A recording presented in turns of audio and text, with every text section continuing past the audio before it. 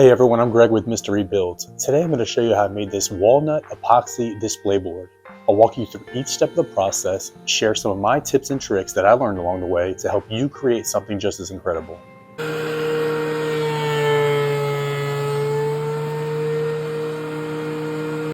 Before we dive into this project, let's talk about the wood I'm using.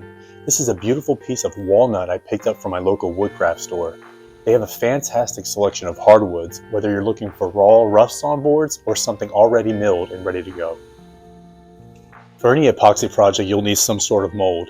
You can create these out of melamine and only get a couple of uses out of it, or purchase a mold. I'll be using this silicone mold from Crafted Elements. These molds are an absolute game changer for epoxy projects.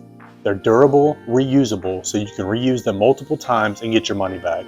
They come in a ton of different sizes and shapes, so you can create just about anything.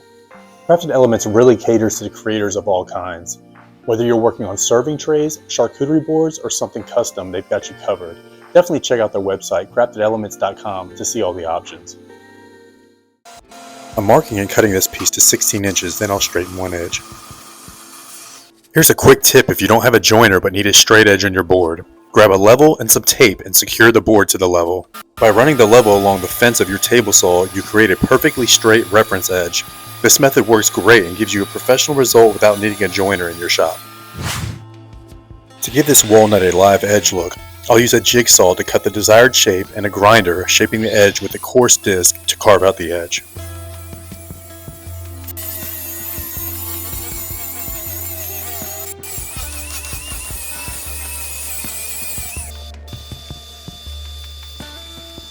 Once I got the general shape, I'll sand the piece with 80, 120, and 220 grit sandpaper. Here's a quick reference for measuring epoxy. This board's width isn't straight, so I'll measure 3 different points. Using a calculator, I'll get the average width, which is 8.08. Total Boat has an epoxy calculator so you can get the amount you'll need to mix. I plug in 16 inches for length, 8.08 for width, and below you'll see a conversion chart for depth. I used 1/8 of an inch for this project, and you'll later see why this was a mistake. Next, I'll repeat the same steps with the other pour.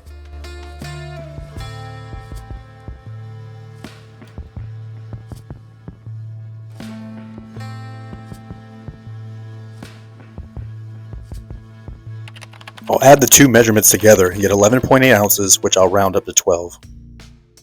This project will have multiple pours because of the embedded objects in it. When pouring a mix in epoxy, it's critical that you follow the directions on the labels for each kind of epoxy and brand that you're using. This Total Boat epoxy calls for a 1-to-1 mix ratio. I'll mix the epoxy for a couple minutes, ensuring that I scrape the bottom and sides of the mixing container. For color, I'm using a mica powder, emerald green from Black Diamond Pigments. I'll add enough so the epoxy isn't translucent. I want a dark background for the embedded objects. After another mix, I'll pour the mixed epoxy into another container in case there's unmixed epoxy on the sides of the container.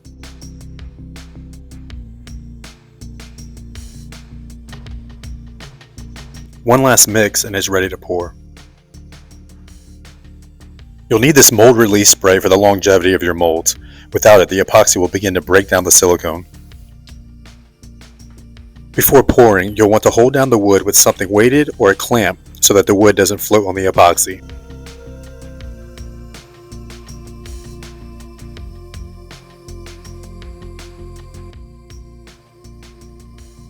And this is what confidence looks like until the epoxy runs out. Man, you are one pathetic loser. I mentioned earlier about how I made a mistake with the epoxy calculations. I calculated for 1/8 of an inch, but poured too much in my first mold. I'll just mix up another batch quickly before this sets up and end up with a 1/4 inch total depth.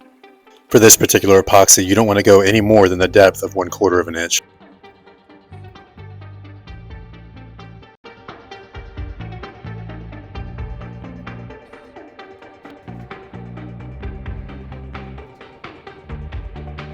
And just like it never happened. Using a heat gun, I'll heat the epoxy so any trapped air bubbles will rise and pop.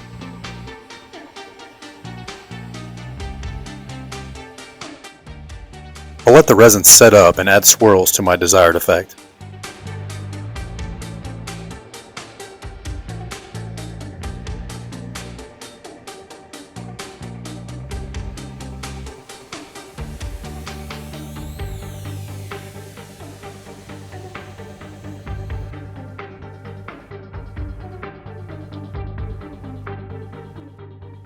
This project commemorates the Philadelphia Eagles Super Bowl 52 championship.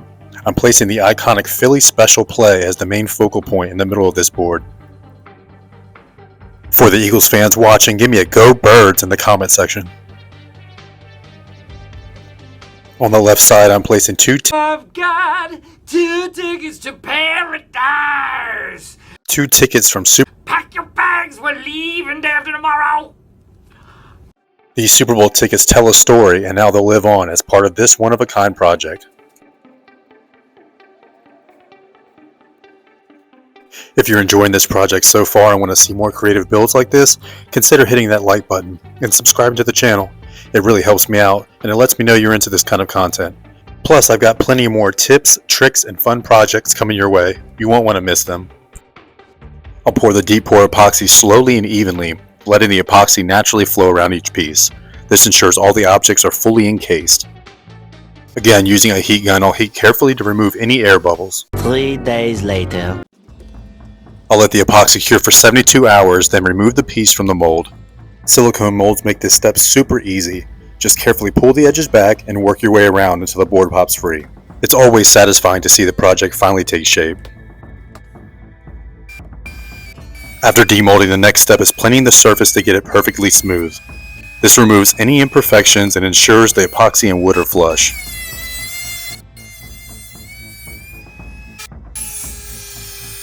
At the table saw, I'm trimming the uneven sides to create perfectly straight, clean edges. Take your time with this step to ensure precise cuts and a professional finish. Once the edges are straight, I'm using a router with a round over bit to soften them. This not only gives the board a smoother feel, but also adds a polished, finished look to the piece.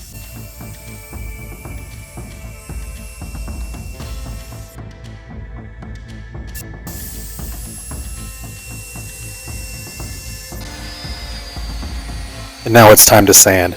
I'll start with 80 grit to remove any rough spots, then move to 120 grit for a smoother surface. And I'll finish with 220 grit for a polished, silky finish. Sanding is key to getting a flawless final product, so don't rush through it. In between the different grits of sandpaper, I'll wipe down the surface to remove any epoxy residue left behind from sanding. You don't want to grind this back into your surface. I'm now adding the final piece before the final coats of epoxy, a Philadelphia Eagles vinyl decal to the center of the board. This is the attention grabber of the board and really brings the theme to life. With the decal in place, I'm applying a seal coat of epoxy over the entire piece. This ensures the wood soaks up the epoxy and allows any trapped air to escape. A proper seal coat is critical to avoid bubbles or imperfections in the final flood coat.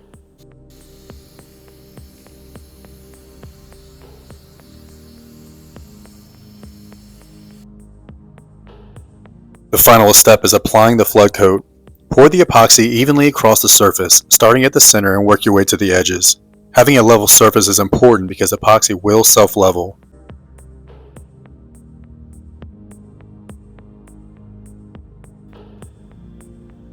Once it's poured, run your gloved fingers along the edges to break the surface tension and ensure the epoxy coats the sides evenly.